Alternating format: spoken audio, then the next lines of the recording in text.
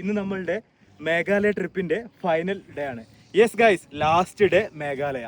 ഇത് കണ്ടോ നിങ്ങൾ? ശരിക്കും പറഞ്ഞ ഒരു സ്വിറ്റ്സർലാൻഡ് പോലെ ഫീൽ ചെയ്യുന്ന അതിമനോഹരമായിട്ടുള്ള പച്ചപ്പ് നിറഞ്ഞൊരു കിഡിലൻ സ്പോട്ട്. അപ്പോഴേ ഞാൻ പറഞ്ഞു വന്നത്, നമ്മൾ ഇന്ന് കാണാൻ പോകുന്നത് ഫെഫെ വാട്ടർഫോൾസ്. മേഘാലയയിലെ ഏറ്റവും വലിയ ലാർജസ്റ്റ് വാട്ടർഫോൾസ് ആണ് നമ്മളിപ്പോൾ എക്സ്പ്ലോർ ചെയ്യാനായിട്ട് പോകുന്നത്.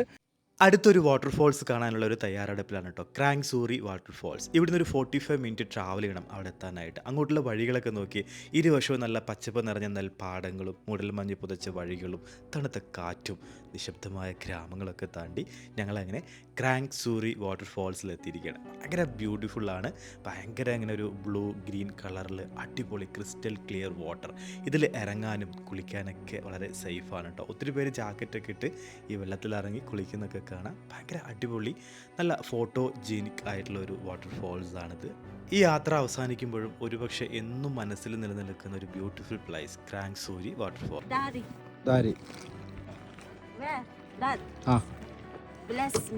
Bless me.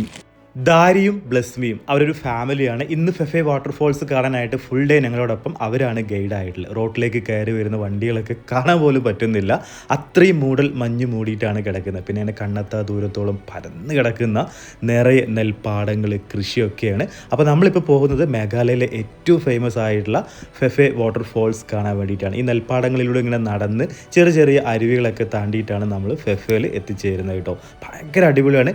എവിടേക്കോ ഒരു കേരളവും ഒരു മിനി സ്വിറ്റ്സർലാൻഡും ഒരു ബാലിയൊക്കെ ഓർമ്മപ്പെടുത്തുന്ന രീതിയിലാണ് കേട്ടോ ഇവിടുത്തെ ലൊക്കേഷൻ. ഫെഫേൻ്റെ കാഴ്ചകൾ കാണാനായിട്ട് stay tune. Next episode Meghalaya.